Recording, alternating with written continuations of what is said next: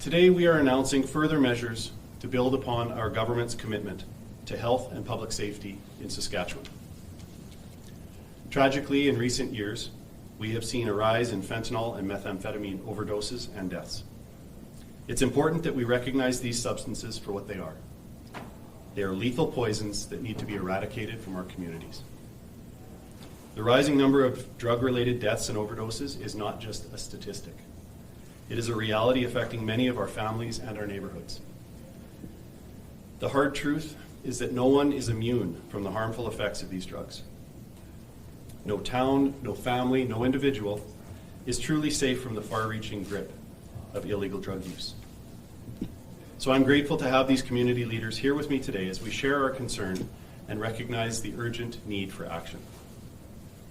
That's why we're here to announce the steps our government is taking to increase the tools available to accomplish three things.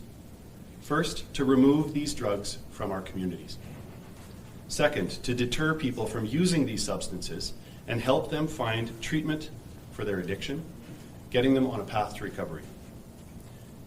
And third, to punish those who would traffic these poisons and attempt to profit off the suffering of others. Further in that regard, the new measures that will be taken to help protect our communities from drug traffickers include the following steps. First, health officials are being instructed to create strict rules with heavy penalties, including fines up to $1 million in some cases, to stop the production, transportation, and distribution of these substances outside of approved medical use. These rules are meant to protect the health and safety of Saskatchewan's residents and ensure that the province's medical system is not put at risk by illegal drug labs and traffickers. Next, the Civil Forfeiture Office, in collaboration with the police services, will increase their focus on fentanyl and methamphetamine-related offenders using the Seizure of Criminal Property Act. This law allows the government to seize property that was either gained through illegal activities or used to commit crimes. Taking away these assets will help ensure that offenders lose any property or money connected to their crimes, making it harder for them to continue their illegal and dangerous activities and disincentivizing their behavior. Furthermore, the Warrant Intelligence Team will prioritize drug-related offenders to ensure they are swiftly apprehended by police and held accountable as ordered by the courts. The Warrant Intelligence Team will also work with government ministries to suspend any government benefits being provided to these offenders while out on warrants. We will also raise the consequences for people convicted of drug trafficking crimes by taking away their provincial licenses, including their driver's license, gun license, or hunting and fishing licenses. Authorities may also consider canceling an offender's business license if they have one. These are the measures aimed at the traffickers. The following measures will be taken to help remove these dangerous drugs from our communities and help users who may be battling addiction find their path to recovery. Beginning with the Safe Public Spaces Act, which will now include drug-related items as street weapons. This will allow police to seize these items regardless of whether or not a charge is laid, but they may lay charges under the Act if they deem it appropriate. The trespass to property regulations will be updated to classify drug use and other disruptive activities as trespassing. This means police will have the power to remove and take action against people engaging in these activities in semi-public spaces. We will also be examining the fine option program to allow offenders to receive credit against court-imposed fines if they attend addiction programming. This will aim to support and encourage recovery from drug addiction rather than punishing those who need treatment. Ending fentanyl and methamphetamine use in our province will take the work of all of us. This fight is about saving lives and creating a safer Saskatchewan. It's about protecting our families, our friends, and our communities from the devastating impact of these drugs.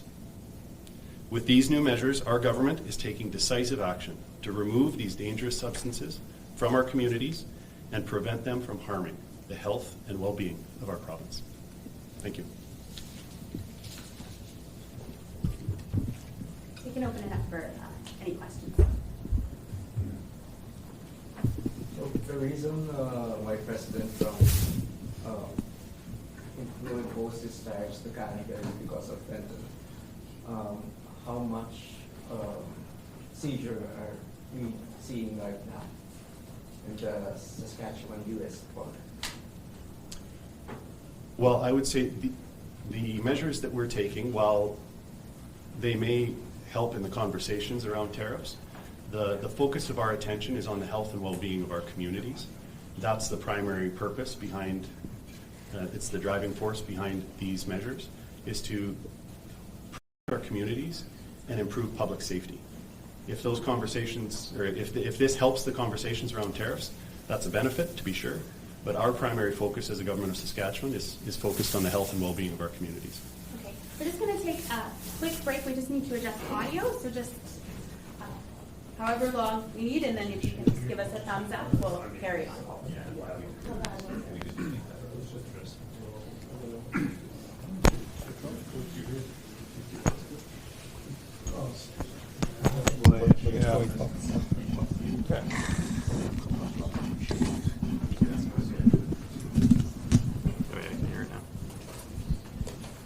Doing the checks, it was okay, Yeah.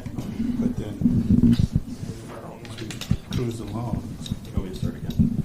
Something said, I'm not happy. It's not happy, I'm not happy. Yeah. Everyone's doing a little.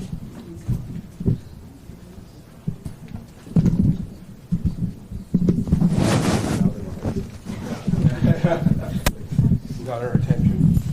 Yeah.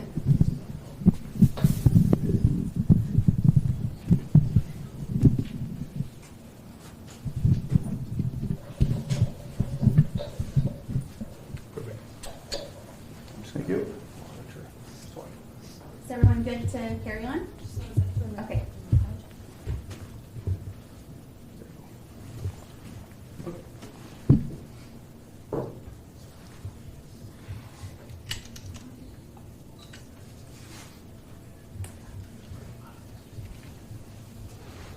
See, I brought it back up. Mine's good. I was probably banging it with my papers. Okay. We're good? Would you just do a quick, like a sound check, just maybe introduce yourself really quick, just so they can check their sound? Sure. Minister Tim MacLeod, Minister of Justice. Alberta is funding for 2 involuntary treatment centers. Is Saskatchewan also considering involuntary treatment? So Alberta's been talking for some time about their involuntary treatment. Saskatchewan's been watching with a keen eye on that piece of legislation and the development of it. We're certainly watching very carefully and are considering what our options might be in that same space. Right now, of course, we've taken a small step in that direction when it comes to the complex needs emergency shelters in Saskatoon and Regina, where we have individuals who are posing a threat to themselves or to the community, able to be detained for a short period of time until they're no longer a threat. And then, of course, the key piece of that is connecting those individuals with the community services that they require that they were unable to find on their own. So are you considering or not? I would say that we're looking very carefully at it. Updating to the trespassing charges is quite interesting. Can you kind of tell us what the decision process was there to add drug-related offenses to trespassing? Sure. So the trespassing legislation that's there was intended to give police the ability to remove somebody who's trespassing on a semi-public space without necessarily having to chase down the landlord to get their permission to do so. It's better for the police, better for the landlords of the property owners. So what we've done is we're going to be expanding that legislation to include drug use or drug-related activities in those same spaces to give that same tool to the police. Just to follow up on that question, what are semi-public spaces? If you could give me some examples of what that would look like. So if you're bringing in these changes tomorrow or once these changes are implemented, could you give me an example of how that's going to look different or what's changing? So a semi-public space would be an area that's available to the public but is owned by a specific owner. I think of entrances to businesses, ATM areas at a bank, things like that. These changes are not in effect tomorrow. We're announcing that we will be making a series of changes that will take some time with regard to the Safe Public Spaces Act. That's a piece of legislation that's currently on the floor of the Assembly and will be debated in the spring. Some examples, so would that also be like library, Midtown Mall? Yeah, so those would be public spaces that certainly the police currently are able to monitor and address, and I can ask Chief McBride if he wants to comment on the variety of spaces and what this piece of legislation or this expansion may offer the police in terms of additional tools that they may have in their toolkit. Yeah, for sure. And like, you're not able to do that right now. Like you said, you need permission to be able to remove someone from a place like the library or Midtown Mall right now. So, Chief McBride, do you want to speak to the trespass regulations and how that change was utilized by your officers? So under the trespass legislation, we have the capacity now to remove somebody. It used to be that, and I'll use a restaurant for example, if behavior was being exhibited in a restaurant, the previous legislative requirements required that we would obtain a statement from somebody who was in control of that property. And that basically placed a significant onus on somebody who might be afraid or concerned for their own safety to take that step that would enable the police to take action.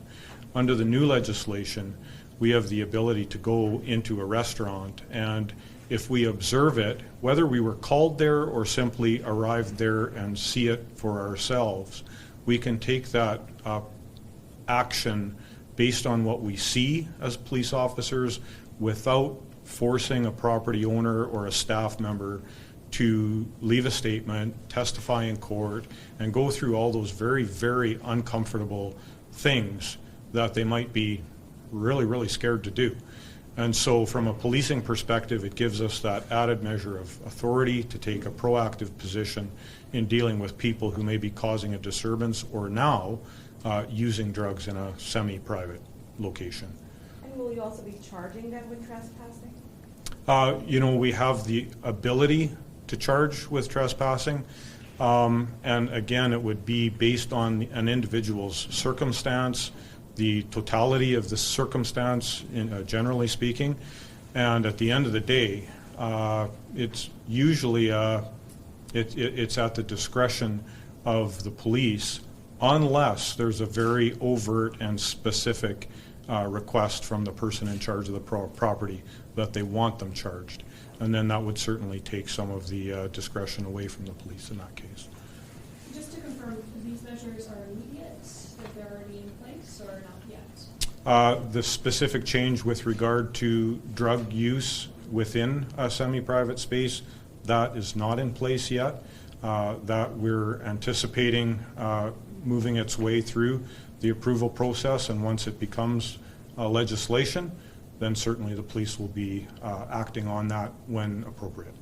Is this because drug use is rampant at places like the library or malls? And Definitely wouldn't say that. I would just say that it's an additional level of authority offered to the police to take action proactively and in a much easier way. If we consider a very large semi-private space, or semi-public space, it may be very difficult to find a person who's in charge of that property, but the circumstance that we're faced with might be fairly imminent. The behavior being exhibited might be causing fear and anxiety in patrons or people who are simply trying to enjoy themselves in a space, and so the police can take action immediately without having to worry about finding somebody who has an extra level of authority to deal with that. Including dangerous drug-related items as street weapons, what are exactly these drug-related items? Needles will be charged as weapons? From a policing perspective, we're waiting to see what definitions come out in the legislation. Certainly, within the realm of possibility, a hypodermic needle can and is commonly used as a weapon. And so if that fits within the parameters of the legislation once it's passed, then we would be acting on that. Is it just the possession? Like, it's already, if you stab someone with a needle, that's already like something you can charge them with. So is it just, what are you changing? Is it now like possessing a needle? You could be charged as a weapon? It would be based on the circumstance, entirely based on the circumstance. And so, for example, if somebody is exhibiting violent behavior but not overtly using a needle as a weapon, we would have the ability to seize that weapon or needle in order to prevent an attack or prevent, further violence. Wouldn't necessarily result in a charge, but certainly we would have the legislative authority to seize it and to remove it from the circumstance, making it safer for everyone. How beneficial do you see that, say this update did happen sort of overnight, how beneficial would that be to you and your officers? Just does that kind of move the needle and get that amount of drugs off the streets? It's so hard to speculate. It really is. Any level or measure enhancing our ability to deal with potential violence or potential weapons within the city of Saskatoon and the province of Saskatchewan, I see as a benefit, as long as it's clearly defined and utilized in a respectful way. We know that there are individuals on the street who we don't want to victimize or criminalize by virtue of their circumstance. We don't want to criminalize individuals in crisis or who are marginalized. But at the same time, using a balanced approach and giving us the capacity and the ability to deal with things in a lawful manner with a piece of legislation that provides that authority is a good thing. From a policing perspective, I know this is a really broad question, but how bad is this crisis in Saskatchewan, specifically in your experience in Saskatoon right now? You've been in policing for a long time. How have you kind of seen, specifically with fentanyl and methamphetamines, things sort of evolving over the decades? When I started policing, cannabis was the drug of choice. There were certainly other drugs, but by and large, cannabis is what we were seeing and what we were dealing with. Then entered crystal meth. Crystal meth has created a lot of issues for us in policing. Certainly is a significant contributor to the number of disturbances that we attend. Certainly creates a sense of anxiety and fear among community members, particularly when individuals who are using are in a state of psychosis or screaming or seeing things that aren't there. And so that has increased our call load significantly. And then the opioid crisis came, predominantly through fentanyl. And now we've got fentanyl on the streets that is often mixed with other drugs, that is very hard to manage. And it is literally killing people. I would use the term all the time, but frequently. We are seeing deaths in Saskatoon and deaths in the province as a result of fentanyl and other opioid use. And so getting a handle on it is critical. And so basically, if the question is asked of me, how critical is it? It's very critical, and it's at a point where we're having to take additional steps to manage it. I'm particularly encouraged by the significant steps that are being taken to curb trafficking and production of these drugs, and look forward to seeing those additional measures being implemented and what it offers us in terms of enforcement capacity.